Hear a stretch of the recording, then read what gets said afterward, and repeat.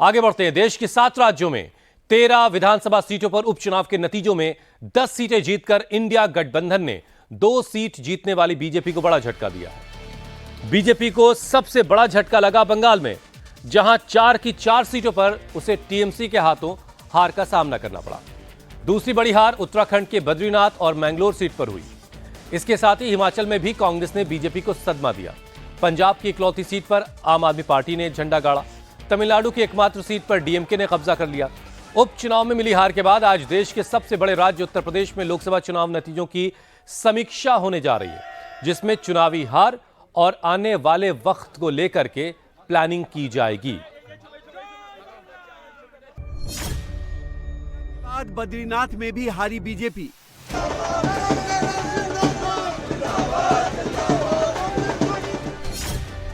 उपचुनाव में हार, अब संगठन पर उठे सवाल।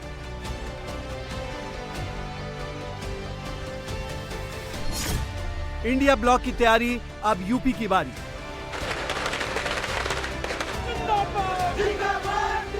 लोकसभा चुनाव के बाद सबसे बड़ी परीक्षा में इंडिया ब्लॉक ने एनडीए को चित्त कर दिया।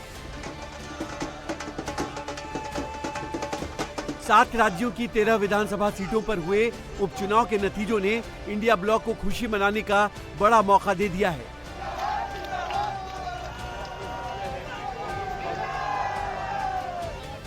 लोकसभा चुनाव के महज 40 दिन बाद हुए उपचुनाव में इंडी गठबंधन ने जोरदार वापसी की है। उपचुनाव में इंडिया ब्लॉक और एनडीए की हार जीत का स्ट्राइक रेट देखें तो 13 में से 2 सीटें एनडीए के खाते में आई है, यानी स्ट्राइक रेट करीब 15% के आसपास रहा। वहीं इंडिया ब्लॉक के खाते में 10 सीटें आई हैं, यानी इंडिया ब्लॉक ने 75% स्ट्राइक रेट के साथ धुआंधार जीत दर्ज की है। उपचुनाव में जहां एक तरफ बीजेपी का स्कोर बोर्ड खराब हुआ, वहीं यूपी में अब बीजेपी के सामने 10 सीट जीतने की चुनौती खड़ी है। उपचुनाव नतीजों के बाद आज यूपी में बीजेपी की समीक्षा बैठक हो रही है। पार्टी अध्यक्ष जेपी नड्डा खुद मोर्चा संभालने के लिए लखनऊ पहुंच रहे हैं। बैठक में 3000 से ज्यादा नेता पदाधिकारी शामिल होंगे। यूपी के लोकसभा चुनाव के नतीजों पर चर्चा के साथ आगे की प्लानिंग होगी। बैठक में 3 प्रस्ताव पेश किए जाने की संभावना है, जिससे सरकार, संगठन और कार्यकर्ता तीनों का जोश हाई हो सके। 2024 के लोकसभा चुनाव में यूपी में बीजेपी को बड़ी हार मिली है, इसलिए बीजेपी उपचुनाव में क्लीन स्वीप के इरादे के साथ मैदान में आना चाहती है। वहीं उपचुनाव में राहुल कांग्रेस की जीत से ज्यादा इंडिया ब्लॉक की जीत से गदगद है। उपचुनाव की जीत पर राहुल ने सोशल मीडिया पर लिखा, 7 राज्यों में हुए उपचुनाव के नतीजों ने साफ कर दिया है कि बीजेपी द्वारा बुना गया भय और भ्रम का जाल टूट चुका है। 13 सीटों के उपचुनाव में सबसे ज्यादा चौंकाने वाले नतीजे जिस राज्य से आए हैं वो है पश्चिम बंगाल, जहां 2021 में हुए विधानसभा चुनाव में बीजेपी ने 3 से 77 सीट का सफर तय किया था। लेकिन लोकसभा चुनाव की तरह उपचुनाव में भी ममता दीदी ने बीजेपी को बड़ा डेंट दे दिया। रानाघाट, मुकुटमणियों तो आई। राणाघाट, बागड़ा, माणिकतला और रानीगंज में आज जो उपचुनाव के नतीजे आए, उनका क्लियर पॉलिटिकल मैसेज है। सिर्फ माणिकतला में ही हमारी पार्टी का विधायक था। इन 4 में से 3 सीटें बीजेपी के पास थी। लोकसभा चुनाव के दौरान भी इन विधानसभा सीटों पर बीजेपी ही आगे रही, लेकिन हम न सिर्फ अपनी सीट जीते बल्कि 3 सीटें छीन भी ली। अब ये 4 सीटें तृणमूल कांग्रेस के पास है। हम जनता के प्रति आभार व्यक्त करते हैं। ये जनता की जीत है। उपचुनाव में ममता दीदी ने 4 में से 4 सीट जीत ली, यानी दीदी ने 100% का स्कोर किया। ममता ने 3 ऐसी सीटें जीती जहां लोकसभा चुनाव में बीजेपी को बढ़त मिली थी। नॉर्थ बंगाल की रायगंज सीट, रानाघाट की रानाघाट साउथ सीट और बोनगांव की बागदा सीट। इन तीनों ही सीटों पर बीजेपी काफी मजबूत रही है। लेकिन बंगाल में उड़ता ये हरा गुलाल बता रहा है कि बीजेपी का रंग यहाँ धुआं धुआं हो गया है। टीएमसी की जीत का मार्जिन भी इसकी गवाही दे रहा है। रायगंज सीट में 50,000 वोट, रानाघाट साउथ में 39,000 वोट, बागदा सीट में 33,000 वोट और माणिकतला सीट में 62,000 वोट से टीएमसी ने जीत दर्ज की है। The trend is very clear. Even earlier mandate also, it is not in favor of NDA. It is favor of India, and it is not favor of BJP. All together with the NDA party, all party.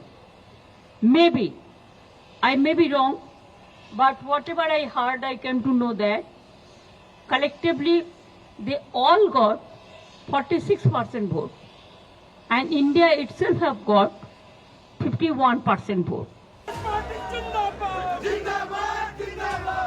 Bengal में जहां ममता दीदी की आंधी चली, वहीं उत्तराखंड में भी कांग्रेस का जोर दिखा।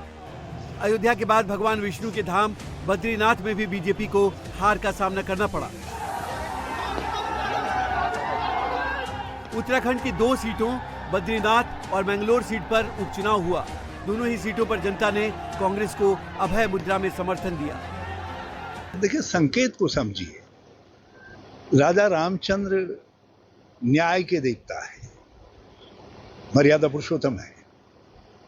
वहां एक व्यक्ति ने कहा कि मैं राम को लाया हूं, तो राजा रामचंद्र ने कहा, अच्छा, सबको लाने वाला मैं और तुम मुझको लेकर के आए। तो लोकसभा के चुनाव में राजा रामचंद्र की धरती ने इंडिया के उम्मीदवार को, हमारे अलायंस के उम्मीदवार को विजयी बनाया। और अब क्योंकि राम विष्णु के अंशावतार हैं, अब भगवान विष्णु की धरती ने कहा कि राम का फैसला बिल्कुल सही था और भाजपा जीतने के काबिल नहीं है, इसलिए बद्रीनाथ की धरती ने भी जिताया। देवभूमि उत्तराखंड में भगवान विष्णु के पवित्र धाम में कमल मुरझा गया। ये सब महज 40 दिनों के अंदर हुआ। 4 जून को इसी उत्तराखंड में बीजेपी को क्लीन स्वीप वाली जीत मिली थी, लेकिन उपचुनाव में तस्वीर बदल गई। उत्तराखंड की तरह हिमाचल प्रदेश में भी कांग्रेस ने कमाल कर दिया।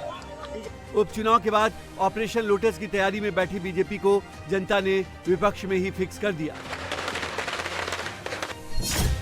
हिमाचल प्रदेश की 3 सीट में से कांग्रेस को 2 सीट पर जीत मिली है, जबकि बीजेपी को 1 सीट से संतोष करना पड़ा। कांग्रेस की इस जीत में हिमाचल के सीएम सुखविंदर सिंह सुक्खू की पत्नी कमलेश ठाकुर की देहरा सीट से जीत शामिल है।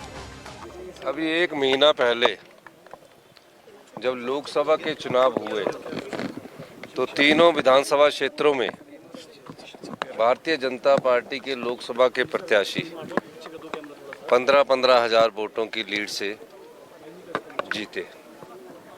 अचानक एकदम तीनों निर्दलीय प्रत्याशी के चुनाव हुए। भारतीय जनता पार्टी ने तुरंत प्रभाव से तीनों चुनाव घोषित करवाए और मुझे खुशी है कि हिमाचल की जनता ने जनबल का साथ दिया और धनबल की पराजय हुई।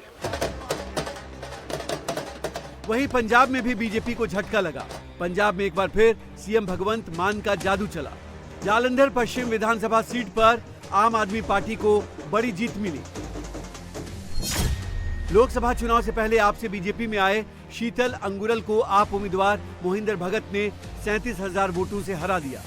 आपके मोहिंदर भगत को 55,000 वोट मिले, जबकि बीजेपी के शीतल अंगुराल को 18,000 से भी कम वोट मिले। इस तरह बीजेपी को मिले वोट से दोगुना मार्जिन के साथ आपने जालंधर पश्चिम सीट की सीट जीत ली।